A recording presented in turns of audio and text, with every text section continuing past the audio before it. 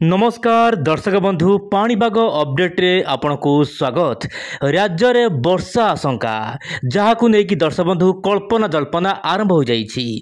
ओडिशार उत्तर ओडिशार स्पेशली प्रबल वर्षा हेबा नै किछि मॉडल रो आकलन करबा परे एबे तर्क वितर्क बढ़िछि राज्यर केउ जिल्ला रे हेबो वर्षार स्थिति।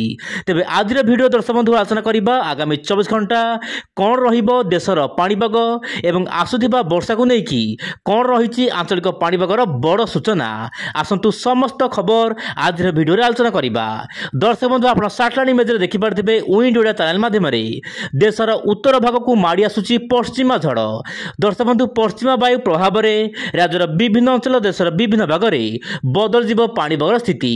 उत्तर ओडिशा रे केतक अंचल रे मध्यम प्रबल वर्षा सहित घड़घड़ी होबार आशंका रहिछि बोली जहा पाणीपाग तरफरु येलो अलर्ट दिया जाइछि। केन्द्रापड़ा भद्रक बालेश्वर मयूरभंज केउझर जाजपुर जिला को आपनकर 19 तारिख रे दर्शक बंधु माने आसंता काली राज्यर विभिन्न अंचल रे हल्का रु मध्यम धरर बा विक्षिप्त वर्षा हेबो। एही समय मध्य स्थानीय स्थान हल्का फुल्का घड़घड़ी मध्य मारिबार संभावना रहिछि। तेबे दर्शक बंधु जेउ जिला को येलो आनि रहिछि सेही जिला रे ऊपर बेला समय रे हल्का वर्षा हेबो। बाकी समस्त जिला रे पाग मुख्यतः शुक्ला रहिबो। तापमात्रा बढ़िया पई पाग अनुकूल हेबो। सेही समय दर्शक बंधु 20 तारिख जदि स्थिति देखिबा 20 तारिख रे आपनकर केन्द्रापड़ा जगतसिंहपुर बालेश्वर भद्रक मयूरभंज केउझर ढेंकानाल अनुगुल जाजपुर ता सहित दर्शक बंधु बौद्ध जिला झारसुगुड़ा केतक अंचल रे हल्का फुल्का वर्षा पवन हेबार आशंका रहिछि। किंतु दर्शक बंधु वर्तमान समय वर्षार परिमाण बहु मात्रा कम रहिबो बोली सूचना मिलुछि। किंतु जो येलो अलर्ट रहिछि लाइटिंग स्ट्राइक दर्शक बंधु माने घड़घड़ी बिजुली पई एही सब जिला को येलो अलर्ट रहिछि। निश्चय पर आपण सतर्क रहंतु कारण अदिनिया वर्षा रे बहु मात्रा रे विपद थाए।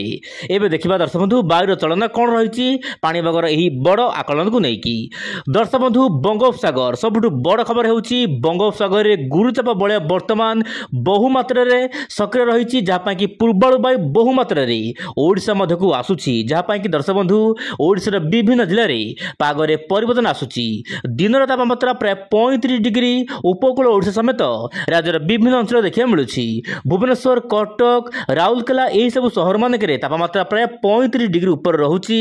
सेतिबे दर्शक बंधु गरम मध्य दिन बेले अनुभूत होउछि।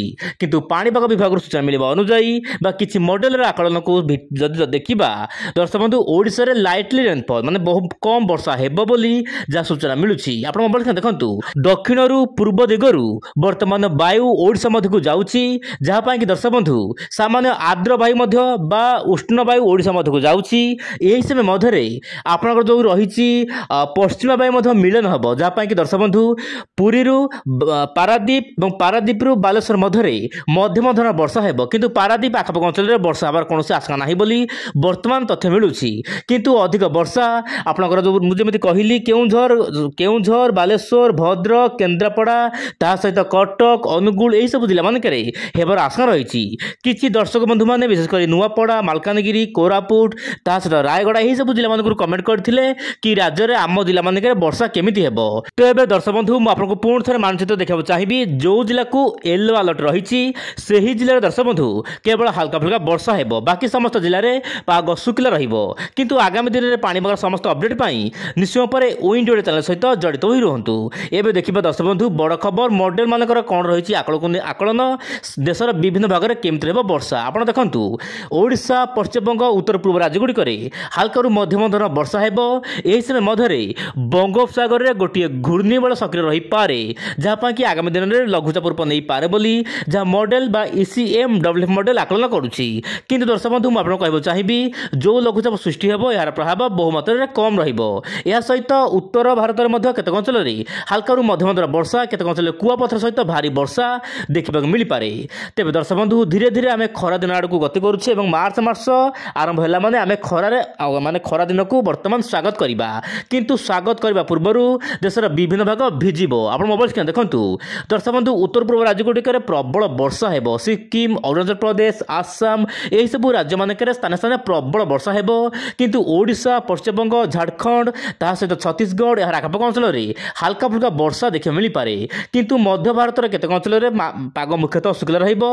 ता सहित दक्षिण भारत विभिन्न अंचल पाग शुक्ला रहिबो। किंतु दक्षिण भारत में 25 तारिख पर गोटे लघुचाप जो आसिबो यार प्रभाव में दक्षिण भारत में ବର୍ଷା ବଢ଼ିଯିବା ପାଇଁ ପାଗ ଅନୁକୂଳ ହେବ।